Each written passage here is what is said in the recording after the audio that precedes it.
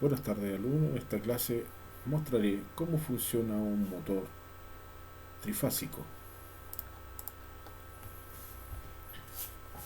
En el entorno industrial se utiliza mucho el motor trifásico. Es un motor eficiente con muy buena relación de peso, tamaño, potencia. Para tener una idea de su funcionamiento, debemos echar un vistazo a la manera en que se genera la corriente alterna. ¿Ya? Las compañías generadoras de energía eléctrica poseen varios alternadores trifásicos impulsados por medio de motores de combustión interna, agua almacenada en grandes presas o incluso turbinas movidas por el viento. En el año 1820 se descubrió que al hacer circular una corriente eléctrica se producía un campo magnético alrededor del alambre por el que pasaba la corriente. Si el punto central del dibujo representa el perfil de un alambre de cobre por el que está circulando una corriente en dirección del observador, las líneas de fuerza del campo magnético aparecen en la dirección señalada, con la flecha posteriormente.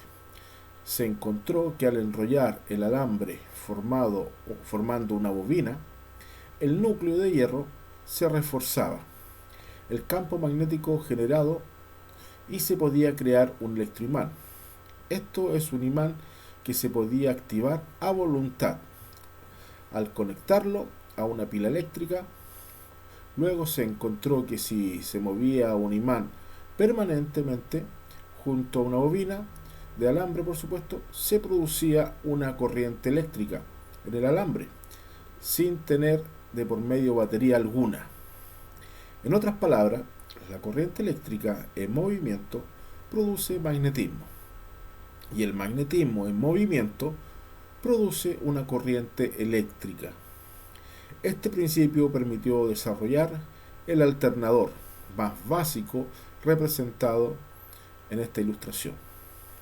Se puede montar un imán permanente en un eje para hacerlo girar y hacer que pase frente a un par de bobinas, con lo cual se producirá corriente eléctrica en el alambre que forma las bobinas y con dicha corriente hacer funcionar algún aparato eléctrico sin tener que depender de ninguna pila. A la seguida del imán permanente pasan frente a las bobinas en forma alterna. Los polos del imán norte y sur, con ello habrá una secuencia de pasadas de un polo norte y un polo sur, que producirán corrientes, primero en una dirección y después en la otra. En las puntas de los alambres que forman las bobinas, a este tipo de corrientes se les denomina corriente alterna. La representación gráfica de esta corriente es una onda sinusoidal, como aquí se muestra. Con cada vuelta del imán permanente se produce un ciclo completo de la corriente eléctrica. Este es el alternador más sencillo. Produce una corriente llamada monofásica. Podemos agregar 3 veces más bobinas idénticas a las primeras 2 y con ello tendremos un alternador que produce 3 formas de onda idénticas entre sí, pero desplazadas en tiempo por causa de la secuencia del paso de cada polo del imán permanente frente a la bobina correspondiente. Para mayor simplicidad, en los dibujos hemos representado cada una de las bobinas como un simple rectángulo marcado con su propio color para relacionar cada onda sinusoidal con su bobina correspondiente. La diferencia entre el inicio de la forma de onda en una bobina y otra se mide en grados, que corresponden a la rotación del imán. permanente en un alternador trifásico. Esta diferencia es de 120 grados entre fases y esta energía trifásica es distribuida por la compañía de luz, en este caso CGE, y llega hasta la industria para alimentar sus motores eléctricos.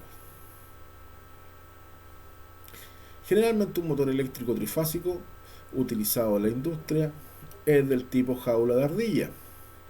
El motor tiene uno o varios grupos de bobinas distribuidas a 120 grados de distancia en su estado circular. Las tres fases que llegan desde la compañía eléctrica se conectan a sus bobinas y producen un campo magnético secuencial conforme al orden en que van llegando las distintas fases.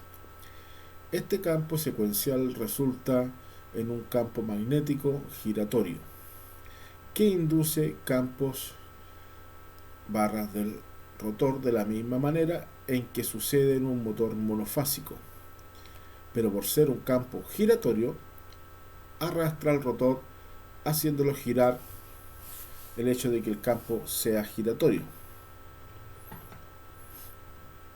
Establece la dirección del giro sin necesidad de dispositivos auxiliares.